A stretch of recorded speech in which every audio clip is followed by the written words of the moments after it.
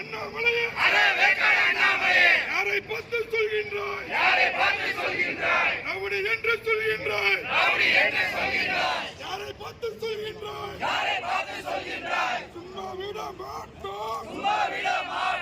பயந்து போக மாட்டோம்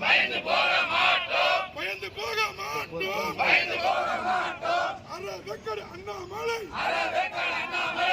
இந்த தமிழகத்தின் பீடையே வெளியேறு கைது செய் அறவேக்காடு அண்ணாமலையை உடனடியாக கைது செய் அறவேக்காடு அண்ணாமலையை